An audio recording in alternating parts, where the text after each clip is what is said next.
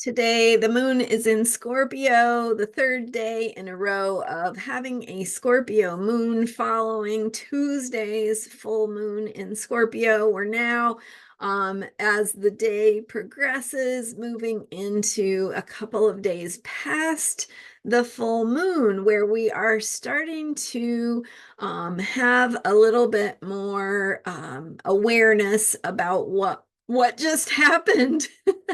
I'm Marina Orms here with your Astro Vibe for Thursday, April 25th. And as I was sharing yesterday, the energy of the full moon, really, really potent, culminating something, revealing something to us about how to best align with our authentic truth. Yesterday, I shared the one question you should be asking yourself around this full moon. And so check out yesterday's video if you missed it for that most important full moon question.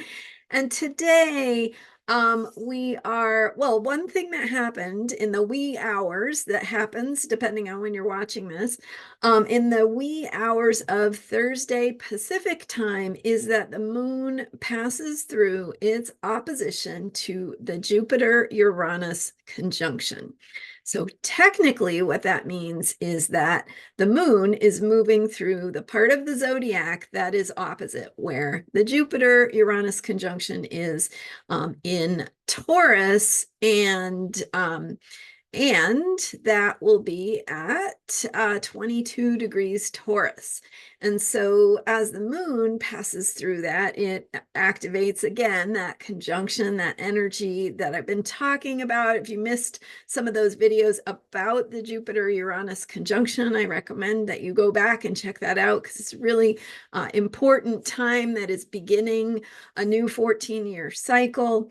And it has to do with authenticity, how we believe in ourselves, and how we are opening up new directions for our lives. So just minorly significant here, actually. And then combining that with the Aries solar eclipse we had, and then a Scorpio full moon, we are really in potent times of change in which we are moving through a process of tapping into a deeper truth about who we are, how we need to get on track with what is going to help us fulfill some of the mission that we have here in this life, right? To be who we are, to live authentically. Pluto is in Aquarius, reminding us that this way of being ourselves has an impact to make in terms of our power.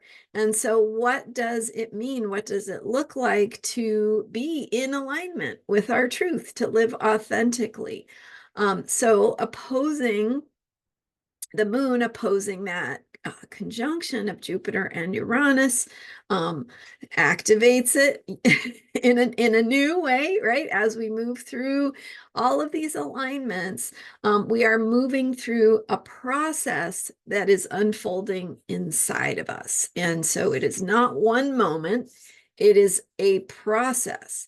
And this process is taking us to a deeper truth, to a more authentic version of who we are, and helping us get in touch with what that is, what it means, how we do that. How do we do that, right? We are learning how we do that, and it's going to be unique to each one of us. That's the fun thing about astrology and humanity, human beings, is that we're all different. And so we are living out the promise, the potential of the planetary alignments and what they were when we were born.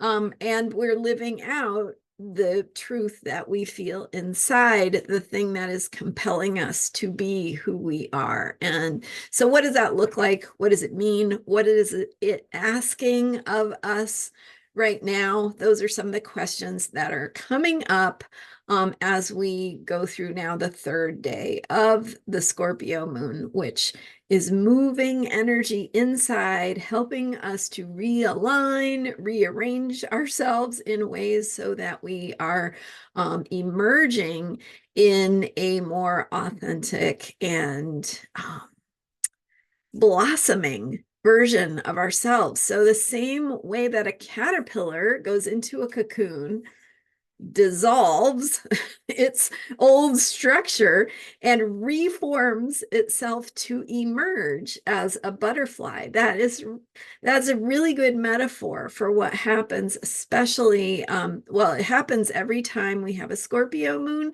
but even more potently now because the full moon is in Scorpio, and it's correlating with these other alignments, the Jupiter-Uranus conjunction, the Aries solar eclipse, the Libra lunar eclipse that preceded that. And so energy moving, shifting, and changing inside of us to help us rearrange, reform, and ultimately emerge in new ways. And that emergence itself is a process and will unfold over time. So again, none of this is like a one and done thing. It is ongoing. It is day to day. And some days might be harder. Some days might feel more liberating and more like the breakthrough part of the process.